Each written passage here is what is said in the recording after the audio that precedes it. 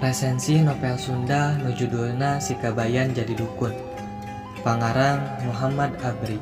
Penerbit Kiblat buku utama nu diterbitkeun di tahun 2008. Nu ngagaduhan jumlah kaca 70 hiji, harga pasaran 15.000. Kabayan teh hirupna ripuh, puguh da jelema kedul manehna mah. Manehna ngandalkeun kesang pamajikan keur hirup sapopoe. Mun keur daek kakara manehna leos kaleuweung ngalasuluk.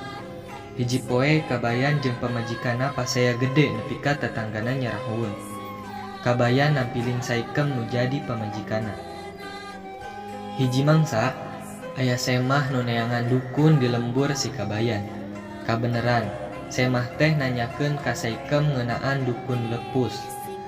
Saikem nu ngabogaan niat hayang males ka nyari ka salaki, pedah kungsi ditampiling ngabejakeun ka semah yen si Kabayan teh dukun nu sakti. Dicaritakeun oge naon bae anu kungsi dipigawe ku si Kabayan keur ngayakinkeun.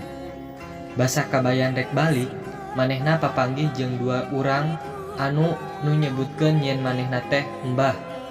Kabayan nu teu nyaho nanaon, tungtungna mah kapaksa daek ngilu jeung semah eta. Dageus digebugan. Kabayan dipercaya bisa ngubaran Nyi Hasanah, anak sodagar nu katarajang panyawat pireu. Sanyana mah Nyi Hasanah teh teu geuring nanaon, lantaran manehna teresep bapana rek ngawinkeun manehanana ka Haji Latif da geus bogoh ka si Agus. Sanggeus balik ti imah Nyi Hasanah, Agus nepung si Kabayan. Manehna menta tulung ka si Kabayan sangkan manehna bisa papanggih jeung Nyi Hasanah. Tungtung nama Agus nyamar jadi pangiring Mbah Dukun. Basa geus papanggih eta, Nyi Hasanah nu geus teu pireu deui kabur jeung Agus. Kabayan kanyahoan yen manehna teh lain dukun beneran. Manehna dipenjara ku polisi. Lain sedih, Kabayan kalah ka atoh hirup di bui. Da manehanana teu kudu ribet jeung lieur urusan di imahna. Tapi angger we Kabayan bisa bebas kulantaran Agus ngajelaskeun perkara nu sanyana. Dina carita novel tadi ngagaduhan keleuwihan buku nyaeta jalan caritana nu runtuy. Loba atikan nu bisa dicandak tina novel basa Sunda ieu. Salian ti eta buku ieu oge ngahibur kanu maca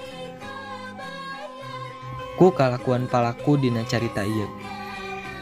Mung aya kakurangan buku, nyatana kurang rinci ngajelaskeun ngeunaan penokohanana. Contona nu maca bisa kakecoh saha nu mana Nyi Hasanah teh. Basa nu dipake oge teu gampang dicerna ku murang kalih atawa anu awam basa Sunda.